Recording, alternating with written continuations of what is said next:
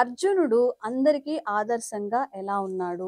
ఈ కథ ఏంటో మాకు చెప్తావా? ద్రోణుడు, గురు పాండవులందరూ అన్ని విద్యల్లోనూ నైపుణ్యం సాధించారని భీముడు, దుర్యోధనుడు గదాయుద్ధంలో, అశ్వత్థామ ధనుర్వేదంలో, యుధిష్ఠిరుడు రథాయుద్ధంలో, మళ్ళీ నకుల సహదేవుడు కత్తి పట్టడంలో వీళ్ళందరూ నైపుణ్యం సాధించారు. కానీ అర్జునుడు మాత్రం వీటన్నిటిలోనూ మంచిగా ఆరితేరారు. ఒకరోజు ద్రోణుడు వాళ్ళ శిష్యుల్ని పరీక్షించడానికి ఒక చెట్టుకి గద్ద బొమ్మ తగిలిచ్చి దాన్ని గుడి చూసి కొట్టమని చెప్పాడు.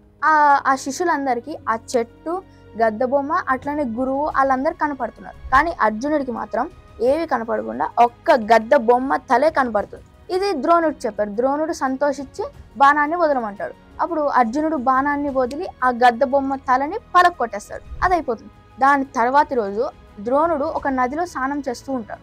స్నానం చేస్తూ ఉంటే ఒక ముసలి ద్రోణుడి మీదకి దాడి చేయడానికి వస్తుంది.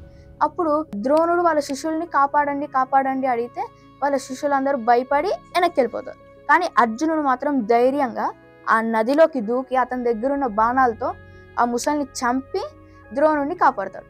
ద్రోణుడిని కాపాడాక ద్రోణుడికి నచ్చి అర్జునుడికి బ్రహ్మశిరో నామకమైన అస్త్రాన్ని వరంగా ఇచ్చాడు. ఇదక్క స్టోరీ.